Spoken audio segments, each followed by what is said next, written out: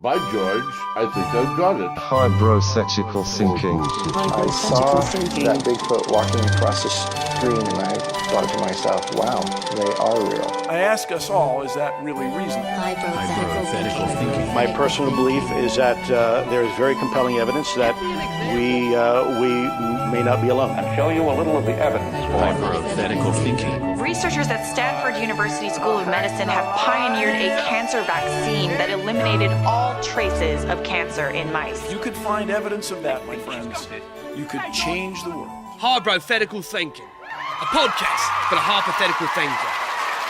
Greetings, travelers. Welcome to Hybrothetical Thinking, a semi-informative podcast that explores the journey from probability to possibility. My name is Nick Floyd, and I'm joined by my co-hosts, Taylor, Johnny, and we are coming to you from Chicago, Illinois, because we travel. Windy City. Windy City. So the way this whole podcast works is that either Taylor or myself will do the research for our weekly episodes, and Johnny goes into every episode completely blind, meaning he has no idea what the fuck we've been covering. I never do. Or what we will be covering, which is great. Yeah, it's amazing. Johnny, how you been doing this week? I'm doing so well. I'm great. It's good to be with both of you. I'm super excited. Once again, I have no idea what you're discovering or you're disclosing, so... Well, we're going to discover together, Johnny. I'm going to discover so much. That's important. I'm good. It's been a good week? It's been a great week. Good. Yeah, I'm loving Chicago. It's Windy City. It's across the pond from my own hometown. Shout out to Grand Haven, one of the happiest cities, seaside cities we talked last week. Voted number one on grandhaven.com. You heard last week. We talked about it quite a bit. It's a happy place. Oh, my Lord. I like Chicago. Tay, how's your week been? My week has been okay. Stressful at times, exciting at times. Saw 2 Pauly Shore movies this week. That's too many. I don't think so. I happen to be a Pauly Shore fan. Decided to take a stroll to Walmart one night, pretty late in the evening, mainly to get ice cream. But as you all know, they've got sweet $5 movie bins, so I decided to check it out. Came away with Fight Club and Son-in-Law, both for about $3 a piece. It's a steal. Yeah, they're steals. Yeah, I actually stole the movies. Pauly Shore movie for $3. I didn't even pay for them. I walked out. $3? Fuck it. The scanners don't go off in Walmart. You just walk right out. Anything under $5, they don't fucking charge you. Freemium. Then yesterday, Viceland was playing Encino Man on a loop. I watched it 1.5 times. Was that half just too much? Like, were you over it after that half? Yeah. I was. I can't say that I'm ever really over the weasel, but Wheeze. I was wheezed out, man. I was wheezed out. The weasel. Dude, I do want to say, this past week, some crazy shit happened, guys. Yeah? So, as the listeners by this time know, our subject for last week was Mandela Effect. And the discussion was, what the fuck is it? To put it lightly. I had no idea. What the fuck is it? How are we dealing with it? How's it affecting us? Are there examples of the way it affects us? Here's one big old shining example of how we may just have shifted our timeline just by the very act of having that podcast last week. Our reality What? timeline. So let me hit you guys with this. Oh, Lord. This podcast posted on Monday this week, right? The date, April 2nd, 2018. Just so happens, this past Monday, that Winnie Madikizeli Mandela, born September 26, 1936, died April 2nd, 2018. The very day this podcast was to be posted, Nelson Mandela's wife passed away. You think that has something to do with us? There's no question, Johnny. Oh, my God. Absolutely has something to do with us. I want to apologize first and foremost to the Mandela family and everyone involved if we did have anything to do with it. Her name is a tongue twister, by the way. Okay, well, that was the shortened name. Let me give you her born as name. She was born Nomzamo Winifred Zanyiwe Madikizela. Why can't that be that effect? Effect? Yeah, why can't that be the whole thing? Well, if Sinbad wasn't a force to be reckoned with, then it wouldn't be the Sinbad So what you're effect. saying is that we had an effect on the Mandela family because of our Mandela. I think that's like a shining example. Like, wow, coincidence? Or did we affect the fabric of time just by talking about it? By enlightening people with what it could be Yeah. and what it isn't. Did we put this information out there, and whoever has been monitoring the Mandela effects, they're like, yeah, let's fuck with them again. So going forward, our podcast could alter the effects of the future. So what is this week's? It could. Can this week also do the same thing? I don't know. Maybe Taylor. I think Taylor might have another. I got a way to ease us into this. I know nothing. So honestly, this should give you a little hint, little clue about what we're going to be talking about today. This has been a crazy week. Like, let's just say, from Monday to now, this has been the craziest week in terms of news. And I don't know how from last week we had the weirdest news with the Twitter thing, and then now like just with I don't know, Taylor. All right, here we go. So we got a story from Youngstown, Ohio. Police are investigating reports of zombie-like raccoons in Northeast Ohio. Wait, what? Yeah, the Youngstown police have received more than a dozen calls in the past 3 weeks about raccoons acting strangely in the daytime. Strangely or like zombie strange? Because that's a big difference. Like, I mean, yeah, not even really that strange to tell you the truth. Backwards. Yeah. Not even really that strange to say. It was eating other raccoons. So this photographer fella says he's playing with his dogs outside last week when a raccoon approached him and his dogs. So he decides to take his dogs back in the house when the raccoon followed him to the door, stood there on its hind legs, acting strangely before falling over backwards and playing dead. Brains. For Brains. some reason, what the fuck is that raccoon doing talking? Robert Cogshaw thought, I better call 911 about this raccoon. I'm going to call The Walking Dead. So that raccoon and 14 others that police have responded to in the past 3 weeks have been euthanized. Can you imagine that scene set where the cop shows up? Gonna need backup. We got 14 of these little fuckers rolling around. We got 14 raccoons here. They're coming at me. They fell on their back. Oh, they're playing dead before I even shot them. Needless to say, the Youngstown police do not fuck with raccoons. They do not tolerate raccoons. Wait. They don't fuck with them when they're scared of them, or they just don't? They don't tolerate their presence. So, like, when they see them, they just... I mean, I guess they tolerate their presence, but if they're acting strange, They tell the one captain, he's like, oh, haven't seen this shit since 1993. Raccoons. There's 27 of them. I'm getting too old for this shit. I'm getting too old. Getting too old for this. So, the state's Department of Natural Resources says the animals were likely suffering from distemper and not rabies. The viral disease causing coughing, tremors, and seizures, and leads raccoons to lose their fear of humans. Honestly, the few times I've seen raccoons, they are not afraid of me or anybody around us. Because they want what we have. Yeah, and they're little burglars. Very intelligent. I feel like if a raccoon came up to me and played dead, I'd be like, learn that from a dog or something. He's trying to get something 100%. From me, and he deserves whatever I have. Yeah, because it's dope. And he's gonna get some food from me. I feel like as far as like human interaction goes, I think they're talking about from like the raccoon perspective, like Cindy the raccoon's watching, like, there's Randy again. He's walking damn up. It, Randy. He's going to the front porch. Randy, you're supposed to go into the goddamn trash can. Play dead.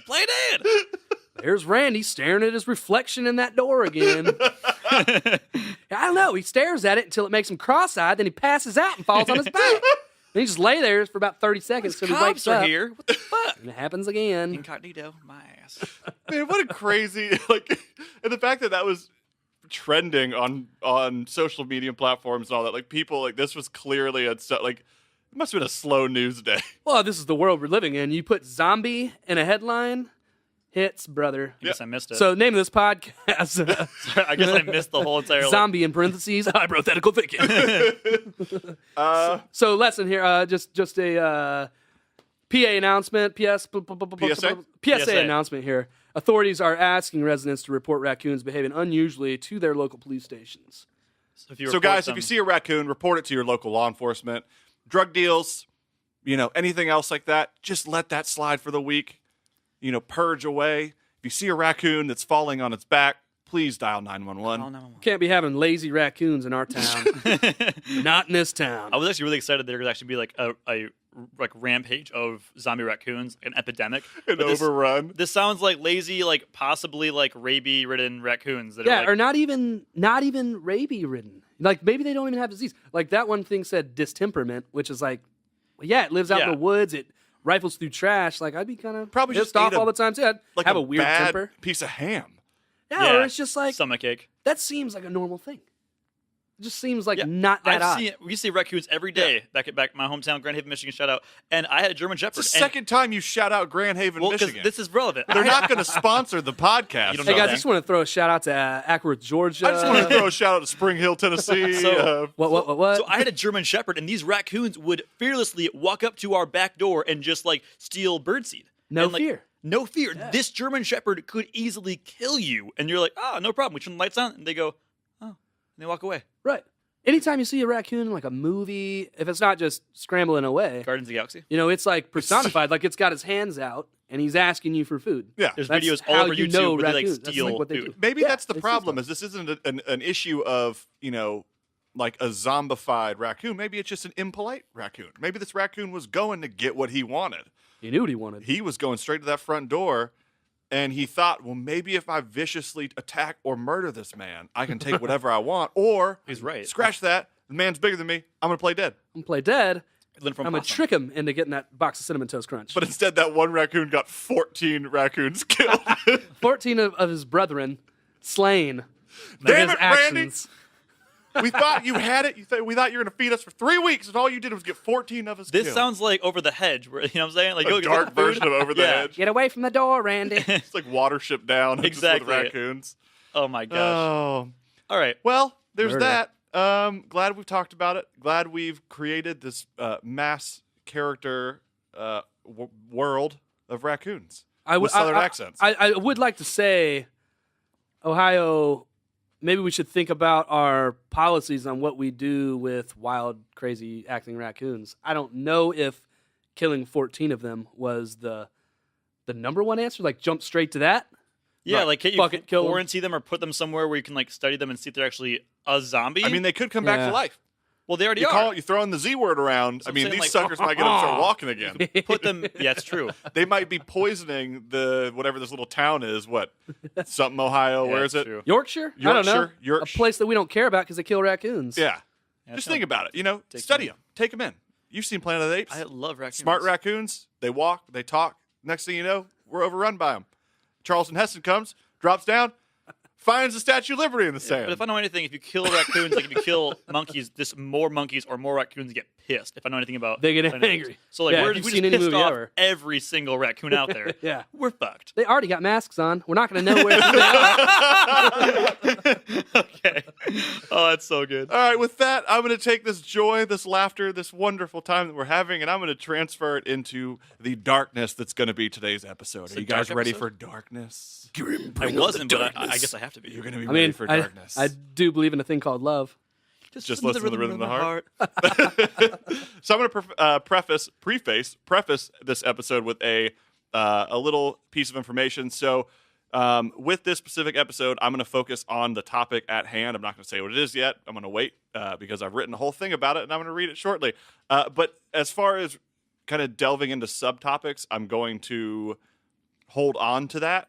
So we have more material to cover for later episodes, because if we're going to keep going, we need subtopics, and this is a very specific topic that subtopics will actually kill future episodes for us, and we don't want that. So without further ado, I'm going to jump right in. Are you ready, boys? Strap in, because it's about to get dark. Let's do it. I'm ready. December 26th, 1973. Santa Claus has returned to the North Pole for his year-long vacation. Families are snuggled up by their fire, thinking about what the future could be like. Would cars fly? Would robots exist? I'm getting there, Johnny. Their childlike innocence filled the air. Little did they know, their world would soon be turned upside down by one of the most horrifying films ever made. A film so gruesome that barf bags were provided to the audience members. A film so faith-testing. Goonies? Krampus? That people began questioning themselves and their own existence. You want to take a gander what that film might be? Krampus. Dumb and Dumber? That film... Right? The anti-Santa? Is William Friedkin's The Exorcist. Blah. Oh, okay. Dun, dun, dun, dun, how does it relate to Santa? Huh? Well, it came out December 26th. That's the day after Christmas. Oh, okay. I'm learning things every day. That's what this podcast is all about. Could you imagine, like, the marketing leading up to this movie in 1973, like day after Christmas, have your holiday season ruined by one of the most gruesome movies. Family goes home, kids go away. Yeah. Turn on the TV and cry. My parents, like when They I was a went little to the kid, movie theater, Johnny, in the 70s. Go to the movie theater and What pee your about TV? pants. they're moving pictures, eh? Yeah, when I was a little kid, like me and my brother, we watched anything and everything. We watched a lot of horror movies. We really didn't have any boundaries as far as that kind of stuff went. My parents recognized that we liked watching horror movies, so they started telling us, like, we'd never heard of The Exorcist before. So my parents are like, you guys think you like scary stuff, go watch The Exorcism. We'll rent it for you. But don't come complaining to us when you're scared. Sounds like a Pee threat. your pants because you're scared. It's a threat. I said, whatever, nothing scares me, Mom. Nothing scares me, Dad. Let's get the movie. Let's check it out. I didn't get scared. Not 1 second. What? Not 1 second. Not 1 second. Really? What? Not How 1 old were you? second. Wait, how old were you? Maybe like 8 or 9. No way. I saw one That's scene crazy. in Exorcist when I was like maybe 15, 16, and I like turned it off. Well, you may have watched the new Exorcist. No, with the girl, their head turns around, right? And Yeah. And she, But it was she sued the film. I know this a little bit. Yeah, a little thing. Linda Blair. She sued because it like scarred her, right? Yes. I knew a little bit about this movie. Damages, Okay, so you are yeah. talking about the original and not like yeah, a remake? Yeah. Okay. I saw it, or I saw like a version of it, and it scared me so much. I stopped watching that scene, and I could only like. Oh, man. So I can't. You must have balls of steel. Maybe I'm just like I'm really weak, but like I honestly I could not. You're damn right. You're damn right. Balls of steel. No, I honestly can't even imagine. I don't know. Maybe it's something about, you would think being in black and white, that creeps me out in general. It wasn't But in it black didn't and creep white. me It out. It wasn't black and white. It was just really like was weird in color. Nah, the original one was black and white. No. The one I saw was in black and white for sure. Huh? It was like a For dark sure. blue. The like, tint. green vomit was in color. It was color. So the original one was not. What? We got to fact check this because in my Hang mind, on a and minute. the original it was black and white. I don't remember it being and black. that I think played a part into me not being scared. I agree with Even that. though that's more creepy. I don't in think my so. mind, I think but- black and white to me, especially growing up in a world of color, just wasn't scary. I mean, my dad It used was to show never me. black and white. The poster was black and white, but the film was always in color. Man, Maybe. my memory is in black and white. Did you watch the movie theater? No, I was not alive in 1973. Okay, whatever. So you probably maybe just watched it and your TV didn't have color or something. Maybe We had a color TV. We rented it. Maybe I just thought, it was old Well, movie, so maybe I just remember it. That way. regardless. Yeah, I don't maybe it know. was because of the age. Weird. But the thing about it, regardless. the interesting thing about this is why I opened the podcast with this. We're going to talk about exorcisms today, and I'm excited about this. Tight. So the reason why I opened the podcast talking about this film is because a lot of people, especially our age, reflect on it and say that it wasn't as scary as it was. So I'm going to kind of deep dive into this and figure out why it was so scary when it came out in 1973. Okay. So we're going to take a journey together. Okay. So, while the act of performing an exorcism has existed long before the film's release in 1973, it wasn't until this film that exorcisms made waves in pop culture. News publications in the 20th century covered exorcisms, but most people turned a blind eye. No one could actually imagine what an exorcism truly was, and that the idea of an exorcism was preposterous. But what a lot of people don't know is where it all began, and how many exorcisms are performed daily. Oh, okay. So on today's episode, prepare to have your head spun. We're going to deep dive hard Guess I'm suing this episode. into exorcisms and what they're all about. So my favorite definition of an exorcism comes from Webster's dictionary. Believe it or not, it's favorite? actually in there. My favorite, yeah. You have multiple. I did research, so I have multiple favorites. I like a couple of these versions of what an exorcism is. This is my favorite.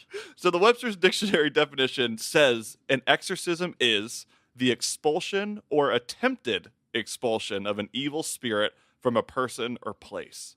So even Webster's dictionary knows that demons aren't to be fucked with because they're using the word attempted as attempted expulsion. So they even put that in the definition of the word, which makes the subject far more interesting than it already was. Because it's not like the expulsion of a spirit. That's what exorcism is. But it's the attempt.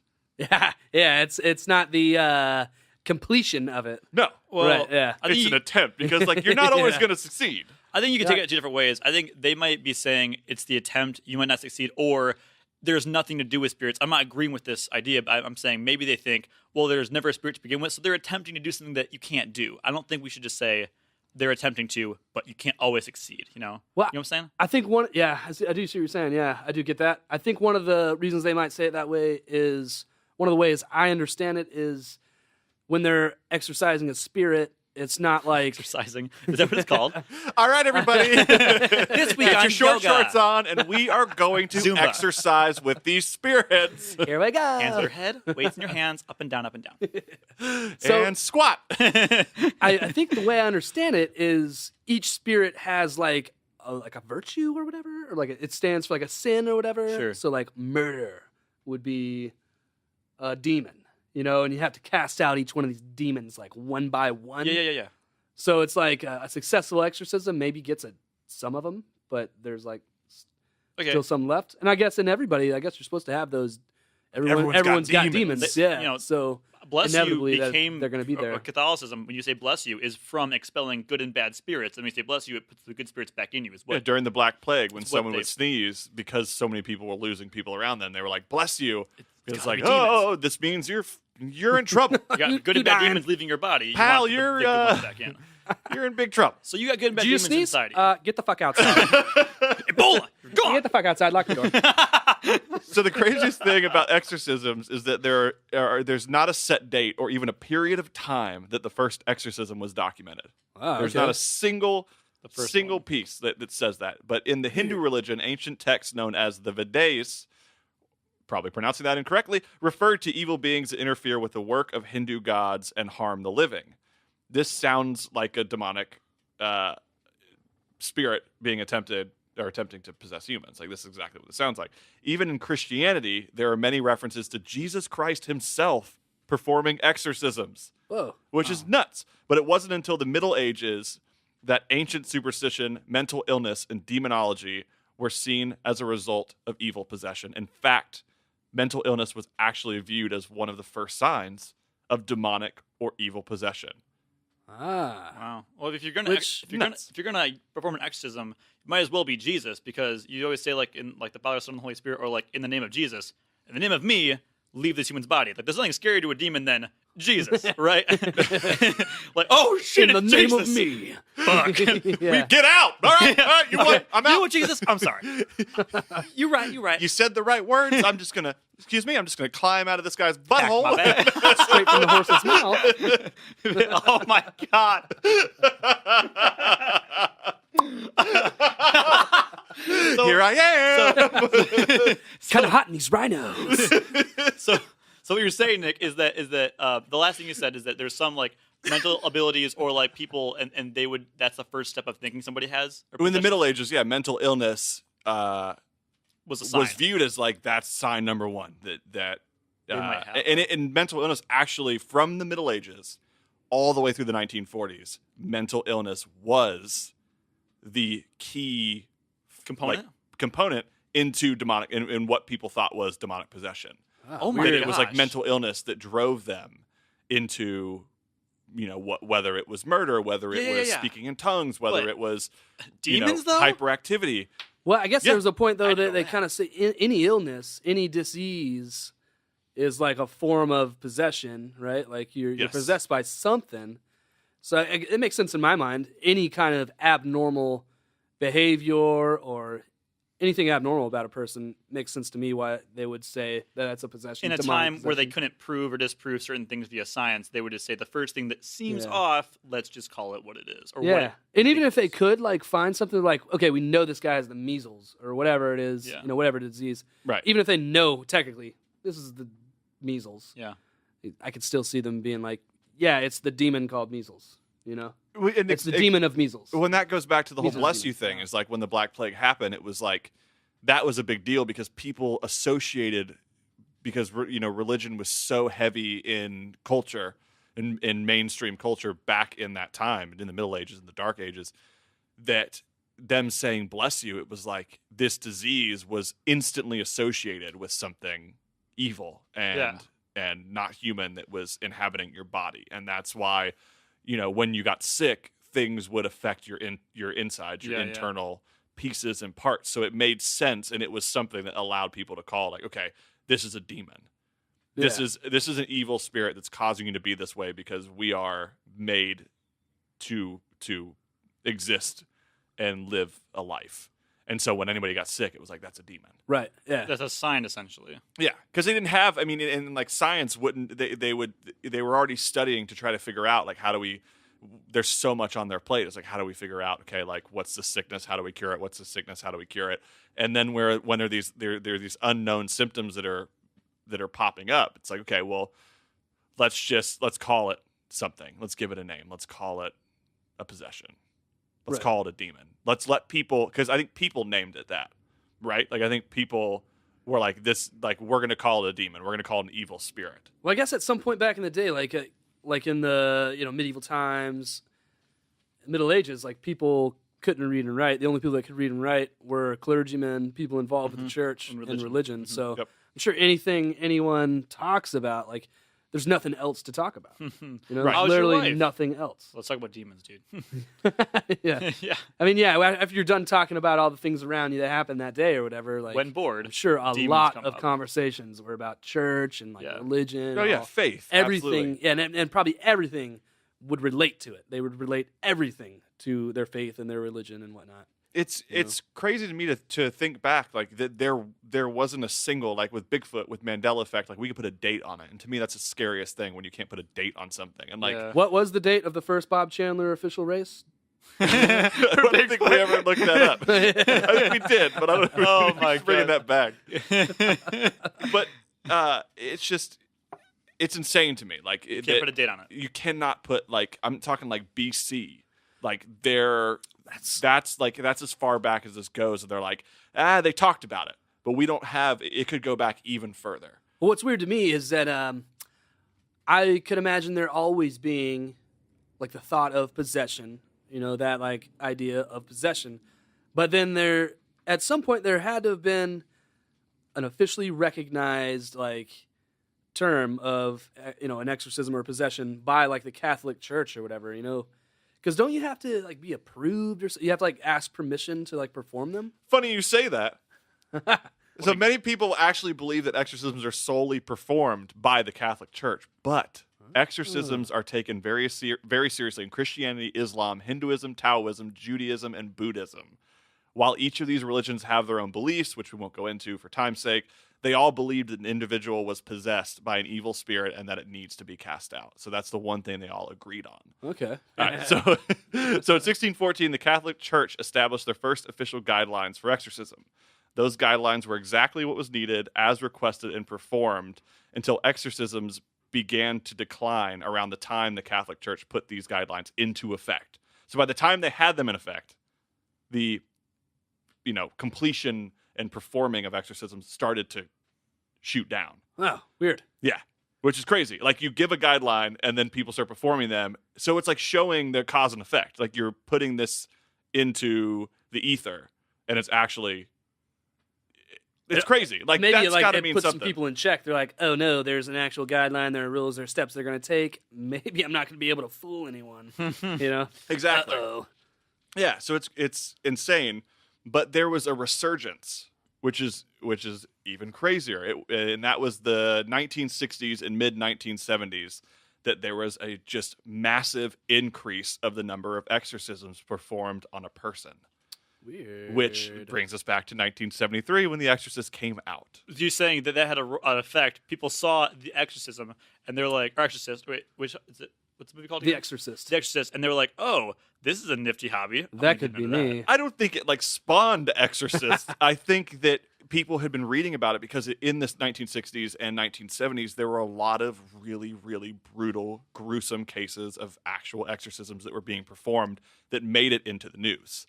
And hearing about those, like you read it and you think it's fiction. Yeah. And then you see it in a film and you see like there is a priest on screen and you're watching him cast this out of this child in this film. And I think people who have been reading about it actually saw it on screen and had to sit in a dark theater and watch that.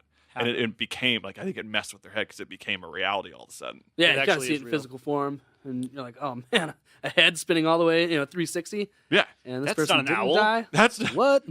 That's a human That person. is not an owl. And in full color. Apparently. So the 20th century saw such an increase that the Roman Catholic Church founded the International Association of Exorcists. Whoa. And the Vatican reevaluated their guidelines, now calling them the Rite of Exorcism, in January of 1999. After some of the most notable cases of possession in the mid-1970s, the Vatican needed to dig deeper into what actual exorcisms were and whether it was indeed mental illness or an evil spirit. In fact, the revised rite of exorcism by the Vatican states that a person who claims to be possessed must be evaluated by doctors to rule out mental or physical illness. Oh my gosh. I mean, I think such a huge part of it has to be mental illness for sure. Like, just the thought of, okay, let's say it is fake and it's just somebody putting it on, you know? Right. Like, just to feel like you have to do something like that, that's a mental illness. And Yeah. then to be able to carry it through, you got to be fucking crazy, man. Yep. Stick it out. But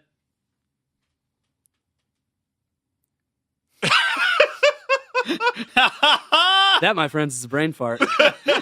Did you hear it? Did you hear it? I could feel it. That's how you spell It's a strong fart. T at the end. That's how you spell fart. I don't know if any of you guys ever knew that. The way you actually truly spell fart. P-R-F-F-T. No, it's not. That's how you spell fart. P-R-F-F-T. Perfect. No. No. Yeah, you can ask at least one other person on the planet and they will Hey, agree. Nick. Hey, Nick. What? How do you spell fart? F-A-R-T. There you go. What? I feel like you set me up to be the one person on the planet, and I failed you, and I apologize. I must be possessed. I am possessed by the devil. Possessed. It's a sin. Isn't there... I feel like I read this, that there is an actual, like, labeled mental illness that is causing these possessions. I mean, maybe. Possibly. I'm going to say maybe. We might be covering it in a little bit. But So, what about this? So, the resurgences seem to happen in the 70s, right after the movie happened, right around the time the movie happened. like 60s, mid 70s. Yeah, so I'm they sure were- there had to have been some kind of a resurgence for them to be like, oh man, there's this stuff in the news, people are taking it seriously, let's make a movie. Right. So there had to have been some talk about it. Yeah. And then before that, it was in the Middle Ages when we knew the only thing people knew was religion. So it just makes sense then. Right. Like at that time, somebody could just be acting out. Like I read a story earlier about one of the possession stories in the Middle Ages was like a servant of some house, whatever. And she was just a lowly servant. Her job, her daily task was just working in the house all day, every day. Mm-hmm. She, claims to be possessed. All of a sudden, her life flipped upside down. She's like a big spotlight in the town now. Flips it She upside down. doesn't have to work anymore. She's not a servant anymore. Yeah. Now she's got a new identity, and it's not a servant. That could be a logical way to, make a change in your life. If you're at Positive the change? absolute Wait. bottom. Wait. So you're saying that she was a servant and she was like, Yeah. I might be possessed. And then she got, well, now you have a different, like now you're on the top of the totem pole. Like now you're part of the, Not necessarily on the top of the totem pole, but you're not a servant anymore. I don't know how that happens. So You you know what go I mean? from servant to possessed and that brings you up a level? But it yeah, almost, like, it makes makes you you up. not a servant. It makes people fear you. Like you tell Oh. people Something, like, yeah. I think I coughed up 3 bugs and I got the Measles. itch and now I'm possessed. Wait, so then and then you got possessed. So I don't get that. are you more important because you got possessed? Like, you're why gonna- were you chosen to be possessed? But aside from that, the simple thought is she was a servant before that. Like, she might as well just be sitting there being tortured all day, right. and but now wait. she's not. Well, now she's being simple fact. Doesn't matter executed. what else she's doing. She was the one She who wasn't executed. she was the one who falsified it, right? She was like the one, like the fraud, like in the Yeah. She came out 1700s, later right? and was like, she came out later and it turned out to just be attitude problems. Right. Just serious tude problems that need to be adjusted. So think about that around that time. Like, that's her out.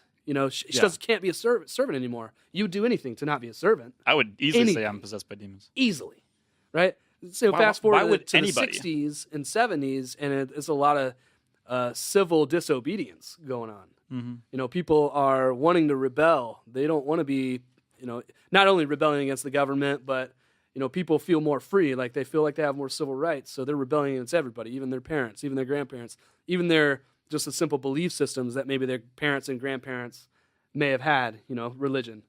So maybe that's another opportunity to rebel against the most oppressive force in your life at the time, which would be your parents and their religion. Why would anybody not take that route then? If I'm a peasant, I'm going to assume, I mean, all things aside, family and friends and stuff I had at that time, why would I not just say, hey, I'm possessed, I've been throwing up this, or my head's been spinning around. Hey, now I can level up and not become I just don't, why would anybody? I guess there has to, you have to follow, I would imagine you would have to follow through with this. And there would have to be a significant amount of time that you are really playing that card, and you're crazy, you're irate, you're scratching people, you're beating people. Yeah, you have to commit to it. But one case, she was possessed for 10 months. 10 months. And then even comatose for a period of time, I believe. Yes. And they drove her to death. 2 priests and her parents What do you mean? Murdered her, this girl, because she was possessed for so long. That was a later case, actually. This was in the 70s. Yeah, that was a very recent case. Yeah. So and it's one of the most famous cases. They murdered her, or they went to prison. I believe they ended up spending 3 years on probation after being sentenced to 6 months in prison because they murdered her. They were trying to kill the demon. That they were during the exorcism, which lasted for 2 years. That during that time they malnourished and dehydrated her. She was 68 pounds. They did what they did in Stranger Things to that kid with the heat, right?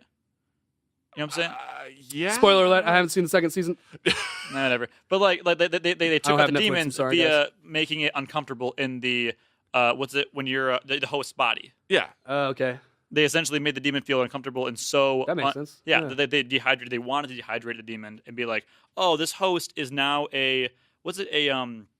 it's a not affordable host. It's not suitable. Yeah, essentially, this environment is not survivable. And so the host leaves, the demon leaves, whatever. Like the aliens at the end of Signs when they realize the Earth is made up of a large percentage of water. Guys, we fucked up. The element which brings life. So I don't know, man. It's because think about how that person would have to commit. Johnny, you're an idiot. Physically. What am I gonna do? What? What am I gonna do? The word was uninhabitable. Uninhabitable body. When all these voices, all these demons in my head are talking, I can only... All right, guys, Johnny just said it. We got to lay him on the table. We got to cut him up and perform an exorcism. Yeah. Okay, I know. I went to Catholic school for about 6 months. I don't claim to be the smartest guy on the block. I also don't claim to have a laptop in front of me with any facts. So the words I say... Listen, my facts come from Wikipedia, so let's be careful calling them facts. Johnny, right? my facts come from vaguely misread information from not trustworthy sources. Uninhabitable host. So yeah, that makes sense. But I like that. The craziest thing is that the rite of exorcism is now what it's called, what the Vatican called their guidelines. They named their guidelines and formed the International Association of Exorcists in 1999.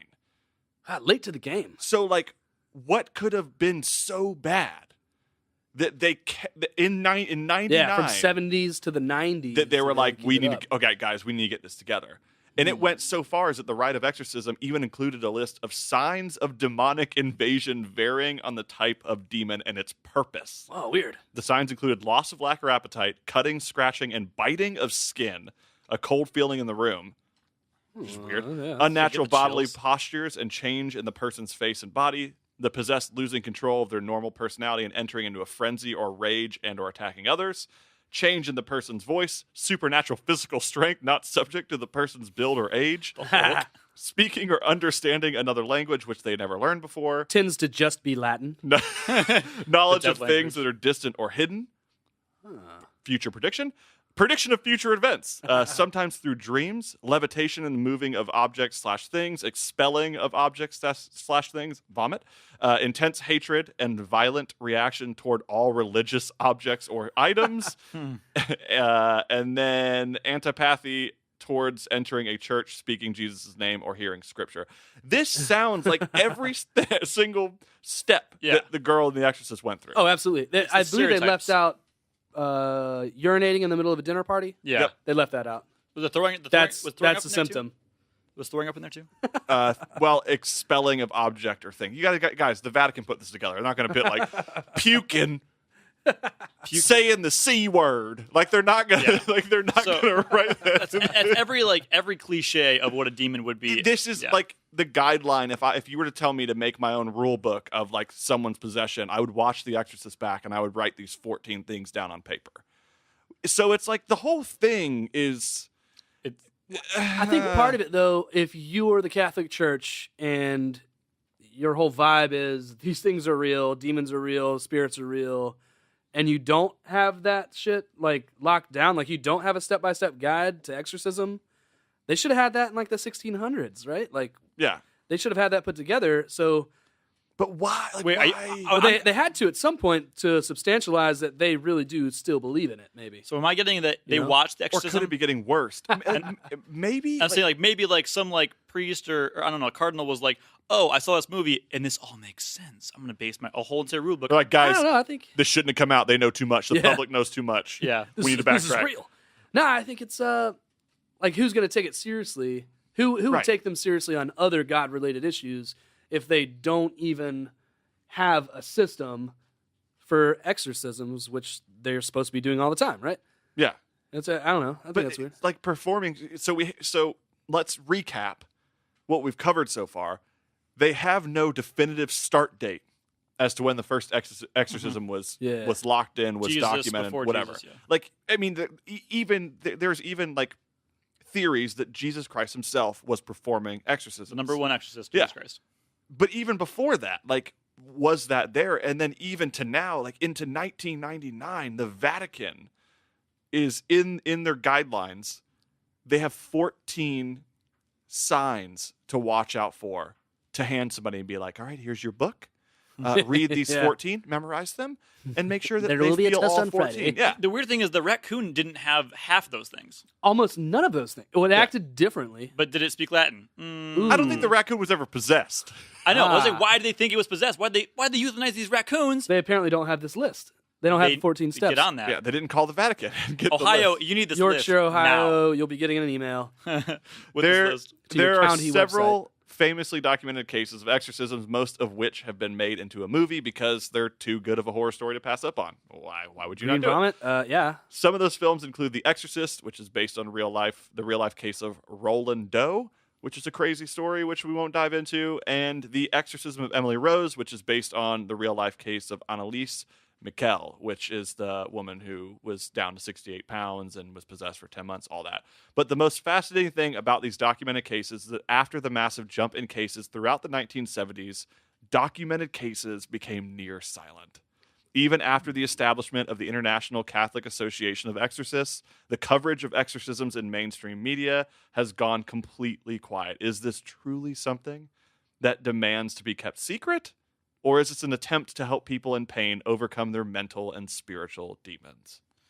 Wait, you're saying that like in the last like a jump in time, we've not had as many cases or near none essentially. I'm saying that throughout the 1970s, when there was a massive jump in cases after the 1970s, like literally, I think 1984 was one of the last documented like intense cases. It went completely silent. So I think that kind of jives with what I was saying a second ago. Like the timing was right in the 60s and the 70s for that to be like a logical out for someone to act out and get a response. You know, moving into the 80s, 90s, 2000s, people are moving away from religion a lot. Like they could just act out in another way, possibly just by dumping. Let's say they're in a really religious family and they wanted to act out against their religion. They could just not be religious anymore. Right. You know, rather than... You know, maybe before it's like not even a thought, not be Christian. That doesn't make sense. Yeah. I have to stay within my religious boundaries and act out within them. So maybe in the 80s, people are like, fuck these religious boundaries. I'm breaking out of that instead. Yeah, but that's what's so crazy is that like there wasn't really, in associated all these cases, there's not really like a stepping stone to how this person became a host, how this person became possessed. Like there's not really a stepping stone. But in the 80s, like punk rock and... you know, Ouija boards and all that, like that was a big thing, like in the 80s, and then kind of trickled in the 90s. We had the grunge, which was like, you know, the rise of atheism in youth and all this stuff. And there was still no crazy heavy documented case, but still in 1999, the Vatican felt the need to reestablish their right of exorcism, and then plus this international association. Even though in that time period there was a gap, and there wasn't a lot of like the whole like it's bonkers to me. Like it makes sense to me. It makes sense to me though that like okay, exorcisms, you know, possessions are falling off. We need to remind these people that we think that they're real. you know? Yeah. And that they need to be I don't know about fearful, I don't know if that's the right word, but they need to be cautious that these there's demons, quotation marks, are still out there, and they need to worry about them, you know, and there are ways that we can help you fix, get Or there was a huge epidemic that we don't know about. There's so many cases that we don't know about. So they put out this guideline for people to keep it, hush hush. But they needed to put it out there and be like, because this all is happening, take us out, but nobody knows about it. Well, that's what I'm saying. Are they trying to keep something secret, or is this a huge financial gain? Because I'm assuming that when someone feels that someone close to them, like a family member or something, is possessed, and this exorcist comes over and saves them and says, "I will do it out of the name of the Lord. I won't take any money. I'm not going to ask anything. I just want to free their soul." And that family goes, "You saved so-and-so. Please take this." Like, is this some sort of tax-free financial this is a way to get paid situation? under the table. Yeah. Right. And, like, they capitalize on that. And it is what it is. Like, I'm not saying that that's right or wrong or whatever, but is that a case, or is there a reason to keep this so, zip tight? If it makes money, it makes sense. If it makes dollars, it makes sense. I believe Deion Sanders said that. Even like science, like you would think eventually science is going to get involved, and scientific studies are even like openly and have openly not claimed demonic possession as a psychiatric or medical diagnosis. Well, if you think of, the Catholic Church it was in the late 2000s that they came out, I don't know the year exactly, but they came out and said that they believe it's possible that there is alien life. Yeah. They came out and said that. And I guess the idea for them to come out and say that is, hey, we're lockstep with advances in science. We believe in science, and we know we're not blind to the fact that new things are found out every day, and we're lockstep with science. So, hey, believe in us because we do believe in science. Kind of like, and maybe this is a similar thing. It's just a marketing thing. It's like, right.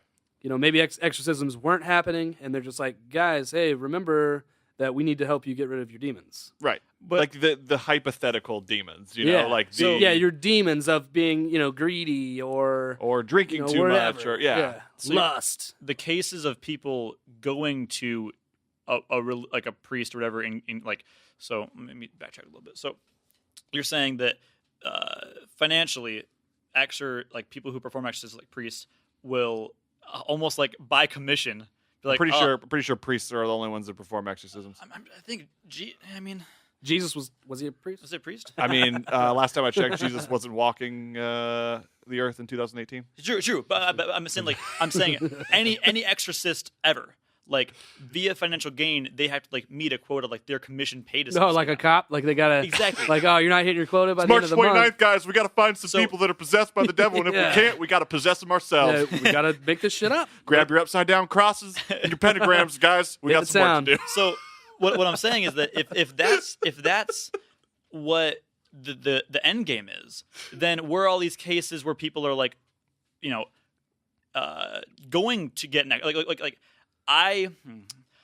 where are all the cases where people are going and seeking out help is what I'm saying.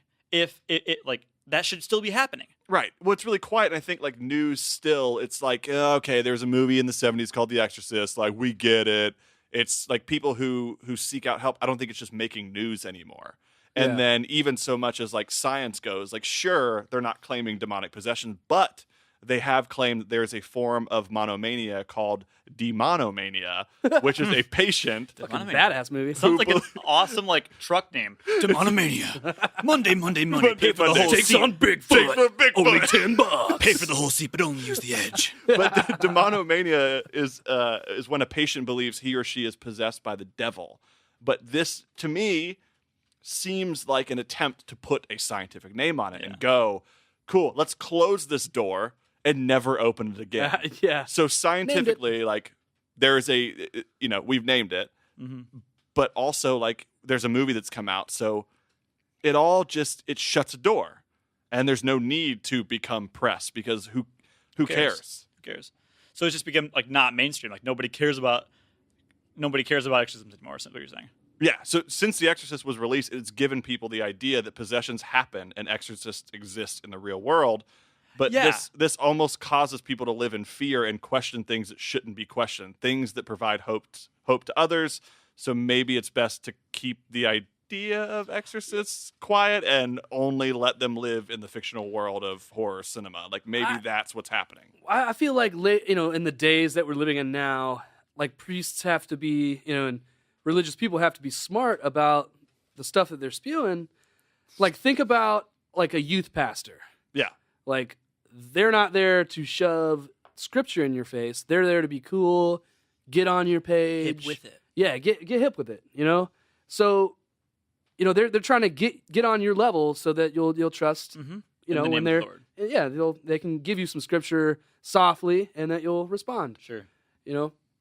So think about these days if somebody goes to and they're like, I think I'm possessed, these are the signs I'm dealing with. I'm sure there's a percentage of priests or whatever out there that'd be like, yeah, 100%, it's probably a devil. Let's get that shit out. I would have to think that this day and age, a high percentage of priests would come at it with a scientific approach because they all went to science class, even though they're, believers. We're living in the modern day, where they realize that they have to be more realistic if they want to connect with people. Yeah, so they'd probably approach it with a scientific thing, like, "Hey, maybe this is what's going on." Right. It becomes more of a psychiatric evaluation type thing than a demon expelling exercise. The demon is like it's a different word. Like we all have our own demons, but they're not actual demons. I think that exact thing is part of it. Like that's, in my opinion, that's what they were calling the possessions. Just the act of having urges, urges that are what they would deem demonic. Demonic. Yeah, like sinful. Yeah. Yeah. And I like what you're saying, Nick and Taylor. I think to breach off of that, I think, in the timeline of things, I think spirits, demons, any paranormal stuff hasn't been normalized. It's not like in mainstream stuff is like, oh yeah, I just saw like the demon named Charlie in my garage, no problem. Like it's not like that normal, but it's been so like drip fed, I think, through like society, kind of like aliens, where people can have the opinion and not be crazy. And that's why it's not like, oh my gosh, someone was possessed. That can't happen because people are like, well, it probably can. That's why it's not getting so much, press. Is because it's just not normal, but it's less crazy than it was back in like the 1970s. Well, just like last week with the Mandela effect, we've reached another case of running around in circles. There's only so much that we know with only a handful of documented cases to pick apart. Science won't touch exorcisms or even classify them as mental illness, but the Vatican still fights daily to prevent exorcisms and save those that have been possessed. In fact, get ready to have your minds blown. In February 2018, the Vatican announced that they were having a 4-day meeting in Sicily in hopes to improve the approach of exorcism, as there are 500,000 cases requiring exorcisms in Italy each year. 500,000? 500,000 cases. Jeez. How many people live in Italy? Well, that's a lot. Wait. A lot of people live in Italy. I like that that's what you focus on. We're like, let's talk about Sicily, Italy. That's a city in Italy. Yes. And 500,000 people just in that city. No, in Italy. So in 500,000 cases in Italy but they had the each meeting, year. But they had the meeting in Sicily. They had a 4-day meeting. That's what I was. So there are businesses based around this in Italy. Yeah. I would have to assume. Well, yeah. Well, that's what they're saying is like they're saying that the cause of this are fortune tellers and tarot card readers. That's who they're blaming for a recent increase in exorcism, as such practices open the door to the devil and to possession. And that makes sense because earlier you talked about like that jump when we started like dealing with like Ouija boards. We started dealing with like that kind of grunge or punk rock. Those things being brought into normal society, like these tarot cards, are quote unquote like letting these demons into our realm. Essentially, is what you're saying. Yeah, I think it could be a side effect of just people during those times just being like, okay, I'm just cool with not being religious. They're fucking with the wrong shit. Yeah. Here, side note here. Sidebar. 2 very famous people who have allegedly had exorcisms. You guys will not believe this shit. 1947, Salvador Dali is reputed to have received an exorcism from Italian friar Gabriele Maria Berardi while he was in France. That's crazy. That's insane. That blows my mind. Dali then created a sculpture of Christ on the cross that he then gave to that friar in thanks. Another famous one is that you're not going to believe this. This almost doesn't make any sense. It's got to be Rob Lowe. Rob Lowe. Yeah. He was a fucking devil in Wayne's World, man. Yeah. He was a fucking devil. Mother Teresa allegedly underwent an exorcism late in life under the direction of Archbishop of Calcutta, Henry de Souza, after he noticed she seemed to be extremely agitated in her sleep and feared she might be under the attack of the devil. Well, so that's crazy. But it's all that leads it back. Like, and Makes that's sense. and that's what too the Vatican said. That they said that even though there are 500,000 cases, they noted that many of the cases are not actually related to demonic possession, but to spiritual or psychological problems. Right. So it's almost like exorcisms are a form, like when someone is yelling at you and throwing holy water on you, and it's that sort of like, it's that rush. Yeah. And it makes you feel like, okay, if I'm going to get that out, to have that Adrenaline. adrenaline, get those endorphins pumping, get those moving, you feel like you're expelling this 100%. negative 100%. response, which It's is not like a placebo, but it feels so real. yeah. But even then, like with the International Association of Exorcists, they have 200 licensed members on 6 different continents, which makes them sort of like real life superheroes or even real life Ghostbusters, depending on how crazy shit gets. Ghostbusters 1 and 2 contain very cool possessions. Yes. Little sidebar. And I just to go back really quickly. I could see both those cases, Salvador and Mother Teresa. First off, like any religious figure, I think sounds like crazy. Any religious figure of such like praise, like Mother Teresa, it's got to be, I think, number 1 on the list of devils. So like to go fuck with that. So. Right, yeah, that's a good point. Yeah, if I was the devil, I would go for the top. I would go for the Pope. Why would you not just go straight for the Pope, then be like, whatever the next Pope's big guys too powerful. are? Yeah. You got to skip. Too powerful. You got to find a host close to the Pope. The Pope is actually a rabbit. Nobody knows that. Well, I did not know that. And then So- Dolly is what? Oh, sorry, you're saying. No, I got to hear this, Taylor. Well, yeah, you gotta go. No, I was saying, I'm on the marketing side again. Like, if I was Mother Teresa and I'm like, people aren't paying attention, we need to let them know that possessions, they can hit anyone. You're not above it. Everyone's got No them. one's above it. I've got one. Yeah. Yeah. You know? That's You- like the... you got one too, it's like, kids. well, yeah, I smoked it. I didn't inhale. I didn't inhale. He's on everyone's side. Yeah. You know, he's on everyone's side. There's nothing you can do about that. It's so, and that's the thing, like talking about this and even doing all the research last night, like it's so hard for me to find a belief in this. Like I do believe in that we all have our own demons, and I think like getting those out are important, and they help with mental health. Like they do help with that. But there's still like, why has science not looked into this? Like if this is indeed mental illness, why has science not jumped into this? Or is this something that just like clearly the Catholic Church and the Vatican this is a part of the religion. This is a part where people are having these spiritual demons that they need to have expelled from them. And maybe it is just having that sort of aggressive approach that makes people feel better. But I think the bottom line is that only time will tell where the study of exorcisms will take us. Will it call for further scientific investigation, which I hope it does, or will they remain tied to religion, which it has so far? All we can really hope is that the final expulsion will happen is the one ridding demonic possession from our modern world forever. But seeing that it's been apart for it for so long, I think it might be here to stay.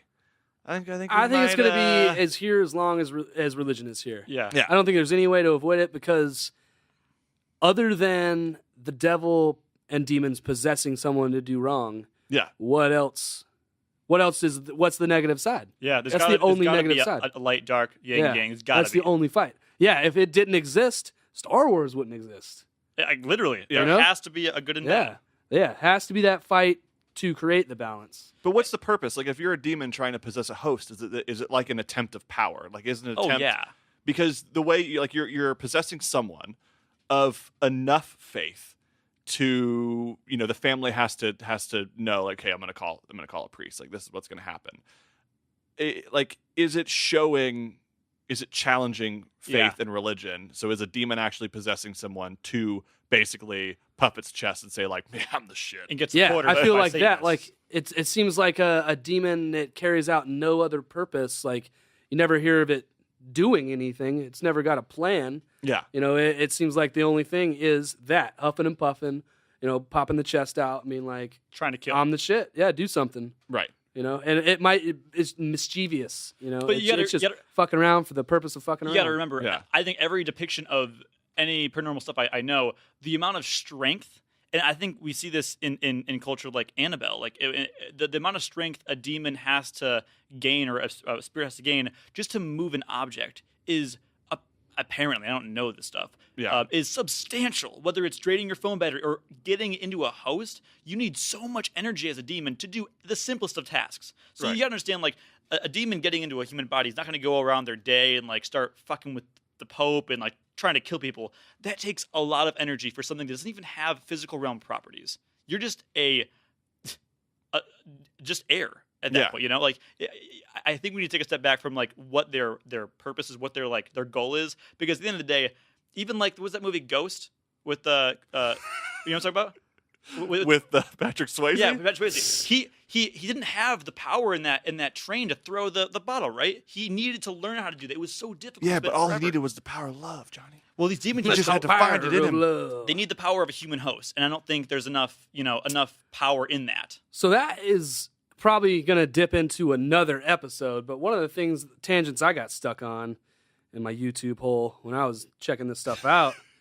We use two very credible sources, Wikipedia and YouTube, to research all the films. I use just my previous knowledge. It was like the possession of non-human objects. That's what like throws the kink in the chain, because all the human stuff, it's like, yeah, it's just it could just be a human being a human, wanting attention, it has some motive. Yeah. But then if you think of like a doll, or, common thing, a doll. Yeah. Like, what? Why it's did it not a possess human. that? Yeah. It's the simplicity, and I think from there you can, like, it's almost a sort of like a young demon, like a not fully developed demon who is taking over something simple. Yeah, you got Well, start it makes it harder to Oh. explain away for me, because human, you just explain it away. They're just being mental. But if it's a doll that's like, how do you explain a doll doing that kind of stuff? Doing some crazy stuff. It's moving around. It's doing stuff. It's strangling you or whatever the case may be. Yeah. How are you going to explain that? Well, it's always like it's causing. I think in order and I'll go into this in just a second because I do have some things that are causing me to question a lot of this. But take something like Annabelle. A doll who has or receives an emotional connection from a child. Mm-hmm. So demons can pass from one host to the next if there is a guard that's let down, if there's sort of this weakness, if there's this emotional connection. And I think that some of them will actually possess items because people have emotional connections to specific items, and it makes it easier for this sort of amateur demon. 100%.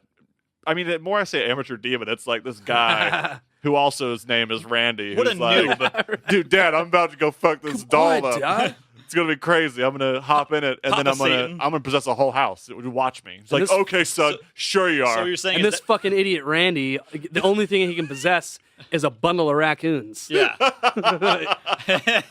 Randy. Damn it, Randy. But there's no the thing. Like, I was looking, and there's no recent. There's just not a single story. Like, I could not find a story from the last 10 years. And that surprises me. That surprises me. It's crazy.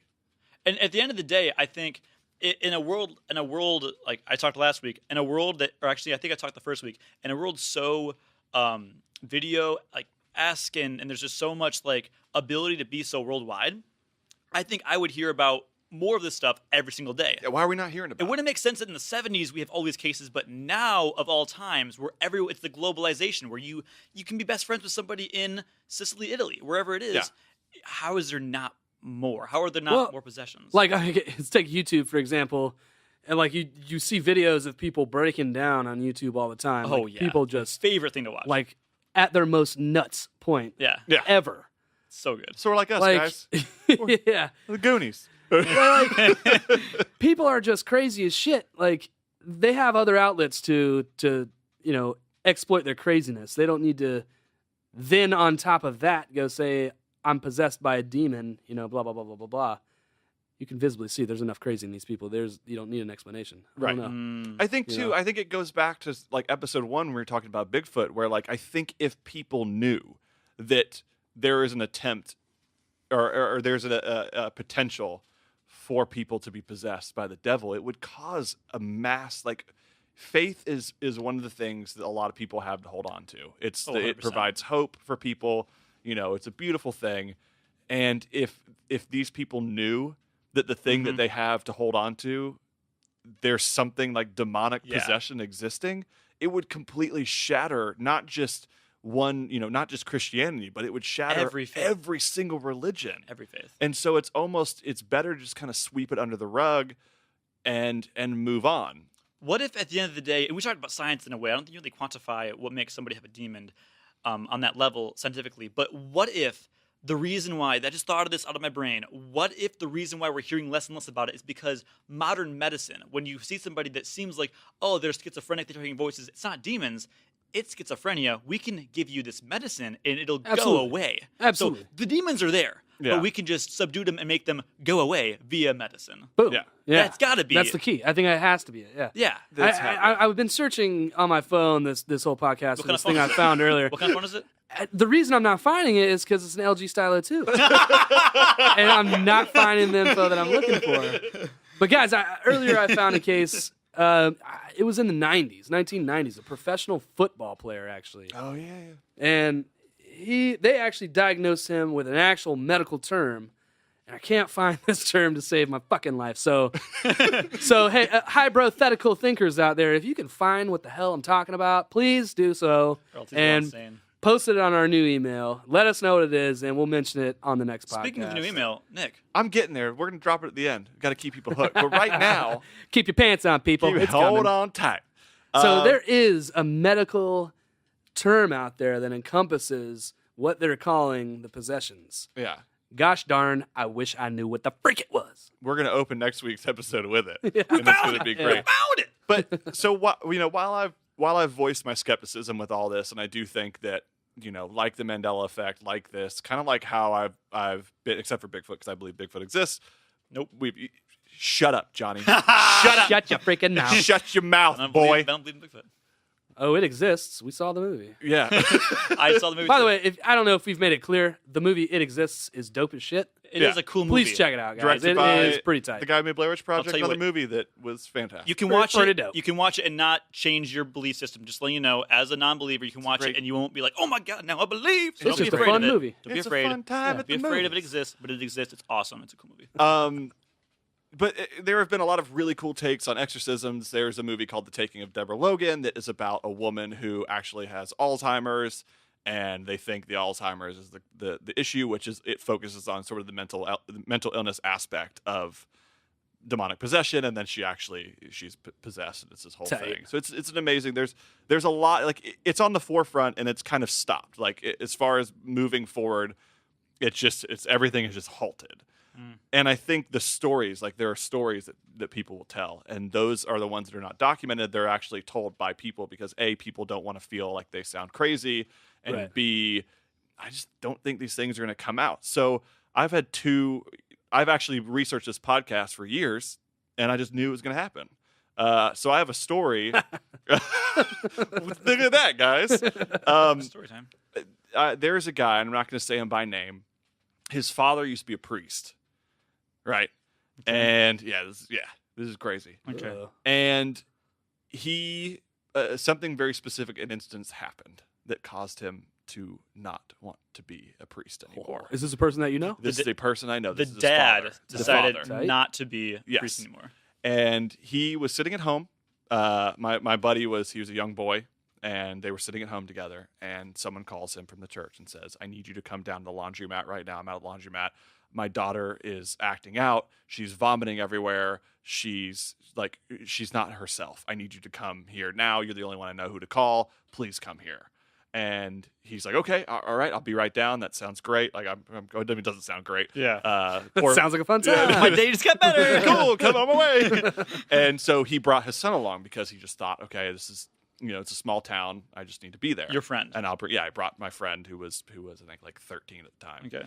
So enough to like handle his own. Lucky 13. Lucky shirt. Look at that. Oh, Numbers. that's creepy. So they show up to the laundromat and they walk in, and it's just a scene. There's bile everywhere that this girl is thrown up.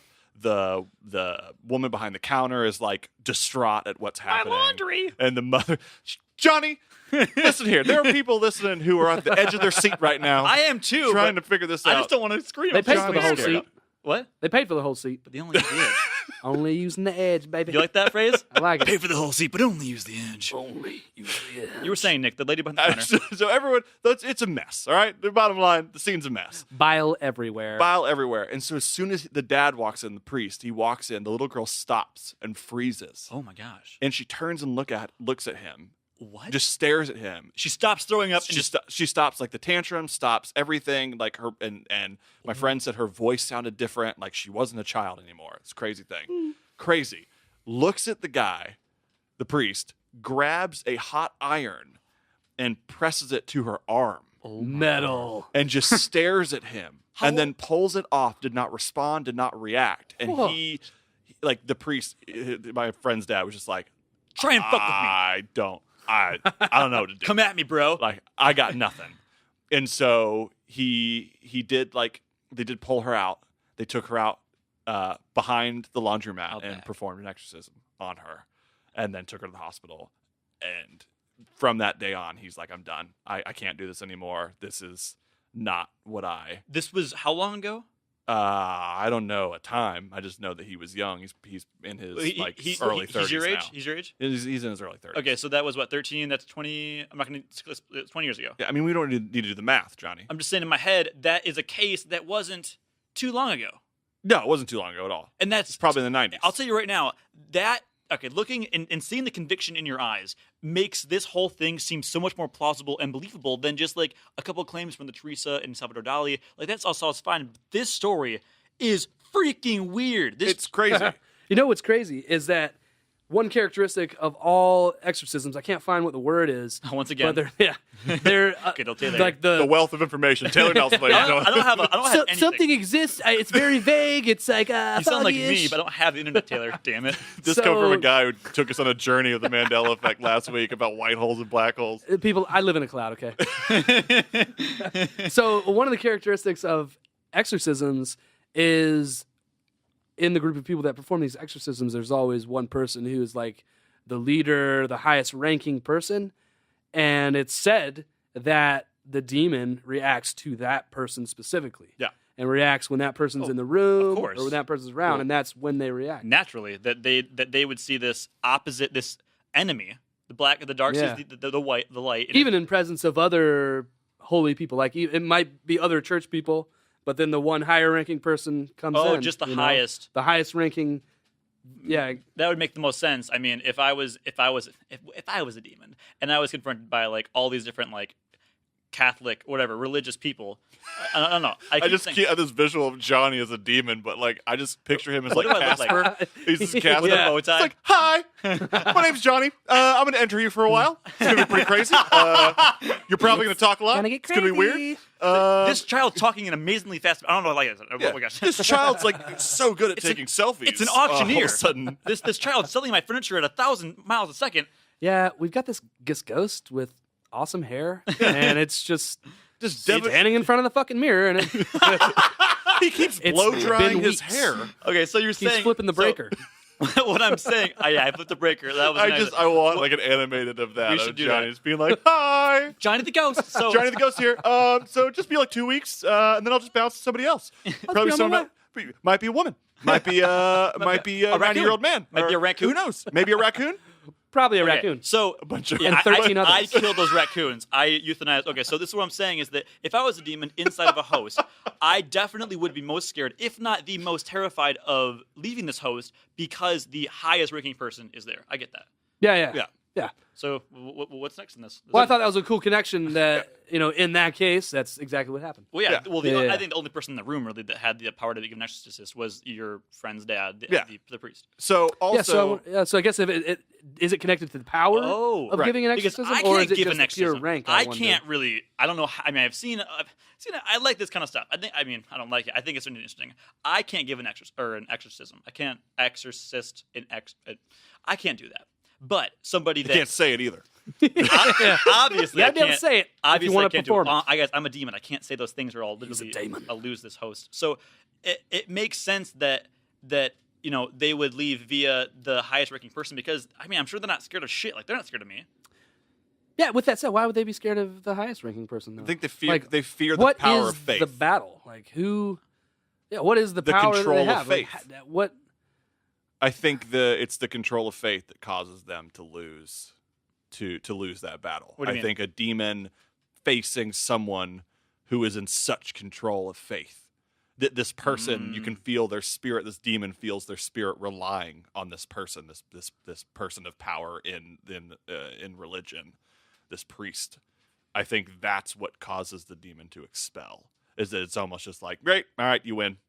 That's sort of it. You don't want to go up against the Hulk. I'd Yeah. take my chances against, Taylor, than the Hulk. If it's the Hulk or you, I'm going to say, sorry, Hulk. You don't know me when I'm angry. Yeah, it's true. It's true. You might turn into the Hulk. What I'm saying is that if confronted by two people or a group of people, and there's one that I know I can't beat, I'm not going to fight. Right, but like, how does the demon get beat? Does it get killed? Like, what is it? What happens? Yeah, that's a good question. It depends it depends on the power of the demon, and I can tell you. I can tell you how I know that. And this is kind of my parting story for the podcast. I have witnessed a possession before. Wait. Did we get to the end of that last story Which one? about the laundromat? Yeah. Yeah, that was it. Oh, okay. Yeah, they performed an exorcism. I can't say it now. I'm possessed by a demon. They performed it, and he resigned. He said, he was like, I'm done. That was it. That was enough for him. Fuck that Tight. shit. I'm out. Yeah. Tight. But So this parting story, you have I have myself witnessed a possession before. What the fuck? Who was possessed? I don't know his name. Where was this? This was I worked on one of my first film jobs. I worked on a ghost hunting show. Yeah. You're certain this had zero to do with bath salts? 90% sure it had zero to do with bath 'Cause salts. around Unless that you secretly. Around that time period, there was that whole epidemic of bath salts. No, this was going pre on, bath man. salts. Oh, really? This was Pre-bath salts. Oh, Yeah. shit.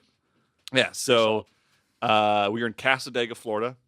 That's a day, baby. One of the most haunted places in the country. And long story short, we're sitting at a table communicating in this room that a lot of people come, which is very similar to the tarot card stuff, which is crazy that was a part of this. Insane that it happened to be in this whole little research bit. But we were in the Casadega Hotel, and we were in the seance room where a lot of people who stay at the hotel, they actually practice seances. And the rumor is that because of all these poor practices, a portal was opened. Naturally, yeah. And demons have taken over and occupied the pre-existing Well, these ghosts people weren't burning of the enough hotel. sage. Yeah, that's You the need to be problem. burning sage. Yeah, It's holy I water didn't is smell it when not- I walked in. That place should reek of it. Reek of sage. Yeah, and so everyone's sitting around the table, and the head ghost hunter, who was a hothead, all right, he was a hothead. I would be. He was like, "All right, ghost, if you're in here, flip a table." Yeah, it's a scare tactic because they want shit to happen. Yeah. I love watching this shit. I love watching ghost I stories. hate watching that shit. Well, that's Yeah. fine.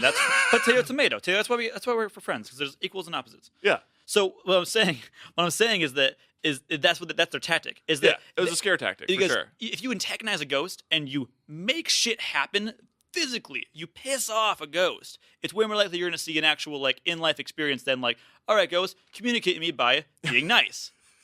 No Pet one my gives a dog. shit about that.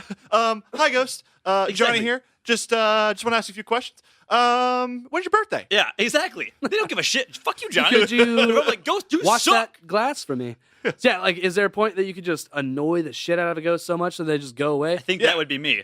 Well, he I could really annoy him. Why don't stop I talking to me. perform exorcisms? Because I could just annoy the ghost so much. This kid is so annoying. I cannot handle this. Humans don't have that ability because you can't just disapparate. Sorry, Yeah. but demons can. I should be the next. Diamonds. well, this guy bit off way more than he could chew. Sorry, Because when he was aggressively egging this ghost on, which I'm sitting here with the camera, I'm 19 years old at the time, 18 years old, 18 or 19, I don't remember. Irrelevant to the story. you were This is recording. dumb. Yeah, I was like, Dude's talking to ghosts over here, and this he's guy, the boss. he's possessed. Yeah. I'm like, this guy, he doesn't know what he's doing. And we had this ghost meter or whatever on the table, and it just shot EMF, up. yeah. And as soon as it shot up, the dude sitting across from me just full on shot back, and his he eyes. can't see it. What? He can't see the EMF meter you have on your. He could see. He saw Oh. it, but whatever happened, okay. his eyes straight up rolled all the way in the back of his head. like straight up saw the whites of his eyes. And when he let out that noise, like this dude didn't sound like the dude. It was nuts. And as soon as it happened, he like started like shaking, like convulsing, just like a seizure. Yeah, and all the ghost hunters came over, and like these people aren't actors, like they weren't like no, they weren't there to fool you. No, these this people guy's weren't acting like sucked. There's no way, like I was not in on it, like it was insane. This is the first job. Like this was the first gig that we were shooting. And you're still here today shooting video. Yeah. Kudos, I'm sitting there like, oh, should I keep rolling? Like this is fucking weird. Did you? Oh yeah, of course I did. I want to see that so bad. And so all the ghost hunters like gathered around him, and he was like in and out. Like his eyes were like back, and he was in and out, and he was like, like making all these noises and like sobbing. And it's like a grown man. You like, can't just do sobbing. that. Yeah. No, it was like not even Tom Cruise can do this. Tom Cruise is one of the greatest actors of all time. The kid from E.T. can do it, no problem. I agree with that. And then like immediately the ghost hunter guy, who this guy like legit wanted the shot. Like he wanted the shot. Like if things were happening, if someone got like their arm removed, he'd be like, keep rolling. Got to. He was like, stop, shut the cameras off, get out of the room. Like leave the room. Fire that guy. It was Fire that guy. What? Yeah. Shut the Like, cameras it off. Get out of the room. real. This is why you have cameras. It was too. What? It was too. Like he It's was too good. concerned. Like, On we a weren't getting ghost paid. hunter show, you find a ghost. We weren't getting paid though. But no, Taylor. Still. Taylor, that's the Even- point. That's the point. That's the point. Yeah, if you found No. a ghost, No. I'm saying I don't care I mean, how we much got I'm getting paid. We got the ghost insert in the guy. Taylor, the footage Taylor. is gonna get caught. No, what I'm saying is the point of, and I'm saying this as a believer in Paranormal Activity, or not the movie, but that's like the thing, paranormal shit.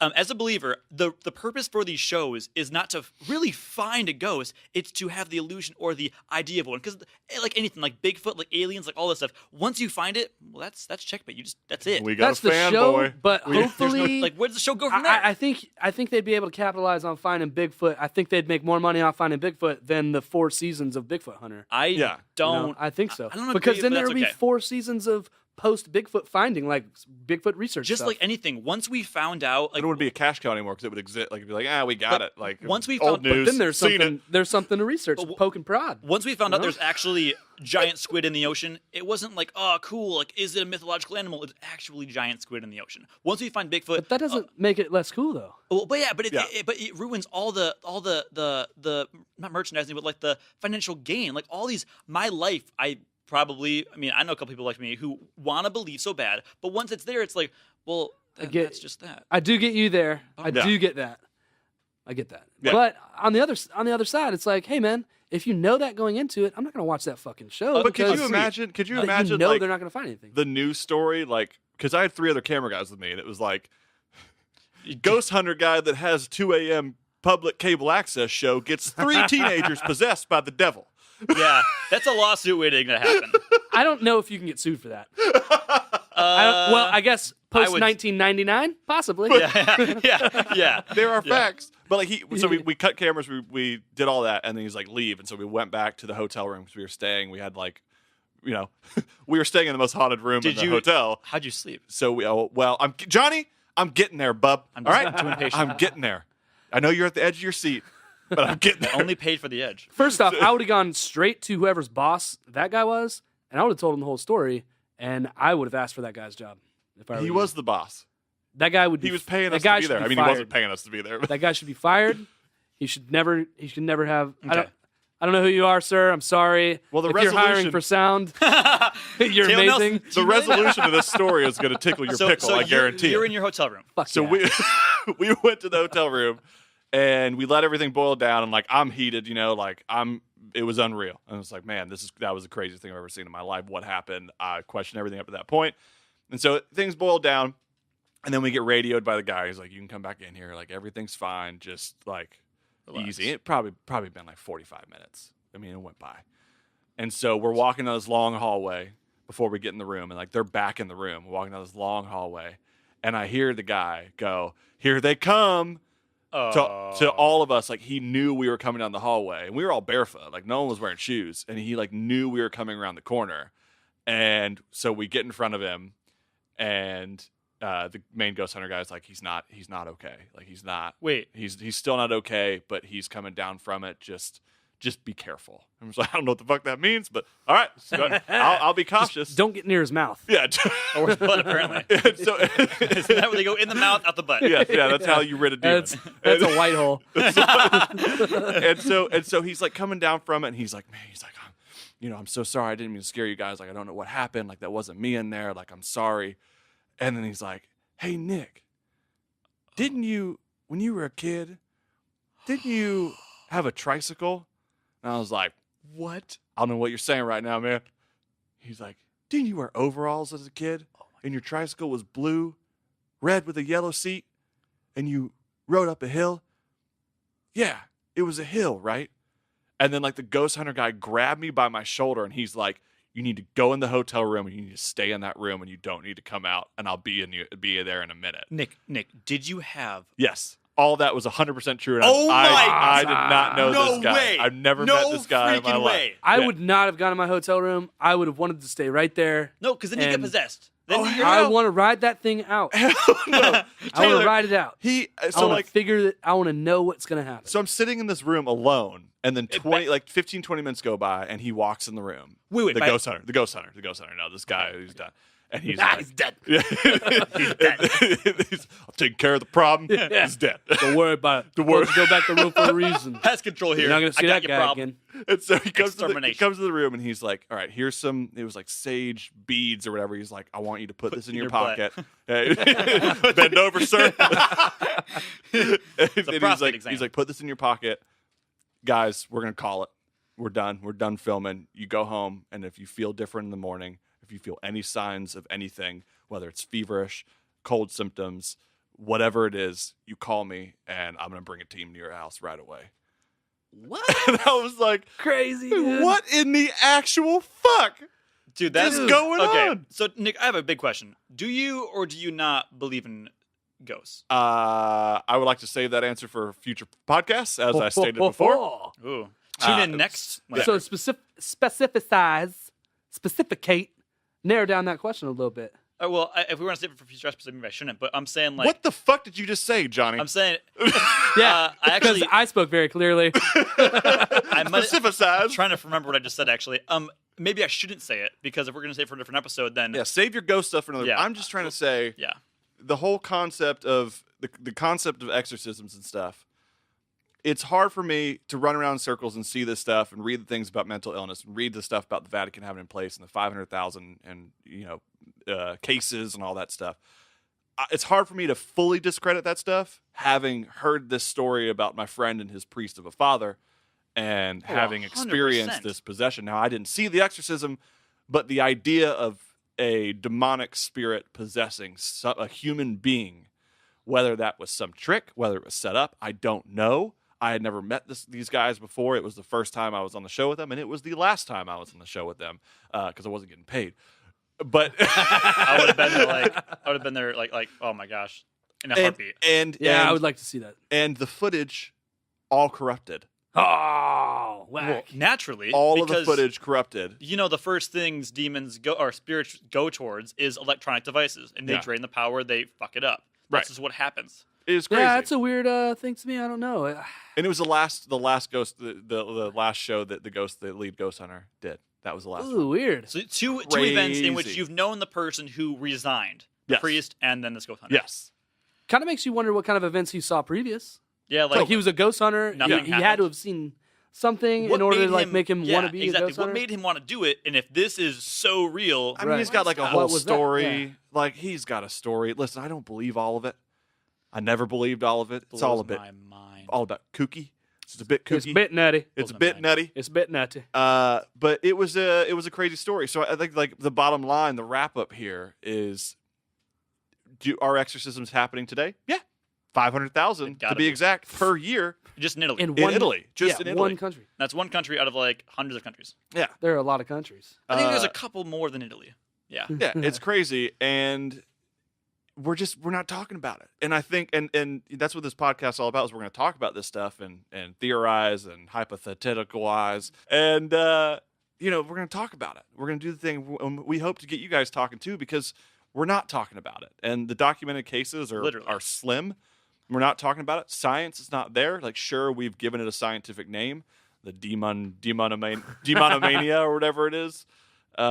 If someone out there has got a possession or exorcism that we could come and watch, do we need to be ordained to do so? We'll do it. It's funny. Let's podcast whatever. during it. Funny you say that. William Friedkin, who directed The Exorcist, actually, there's a documentary that's coming out soon about documenting a real exorcism. Oh, that's cool. Like a recent real, like he was present, he witnessed it, like in all of his years, and that was one of the things he wanted to do as a filmmaker is actually sit in on a real exorcism.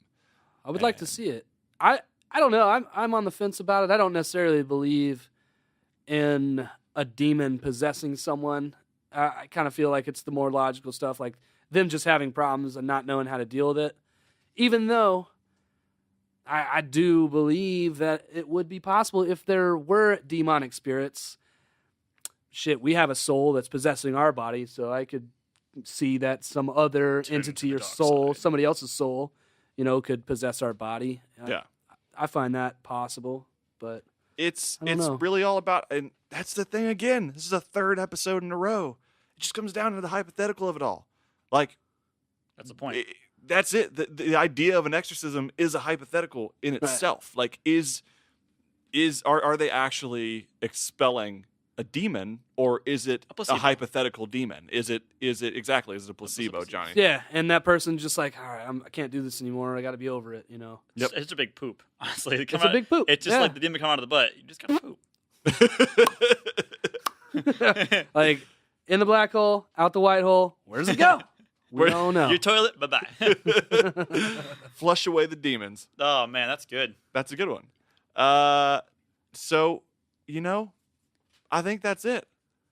I think we've wrapped it all up. We went around and we came back up again. We did. We do-si-doed. We To and tiptoed froed. with the damn devil, and we told him, no, sir, you need to go back into that white hole. Said, no, sir, I do not dance with the devil in pale moonlight. And I never will. Never will. And Johnny, you going to add to this? Or are we just going to go back and forth and riff? I'm watching you guys. I'm really enjoying it. All right, guys, so join us next week on Hybrothetical Thinking. Thank you so much for listening again. This is episode 3 for us, and you guys have been amazing. I can't believe you guys keep downloading this podcast. Listen to it. I can't believe it. It's crazy. It's my mind. But yeah, join us next week, and we're going to talk about another crazy hypothetical. It's just going to keep getting crazier, guys. It's going to. How? It's going to. It's crazy. It's so crazy. Blows my mind. It is.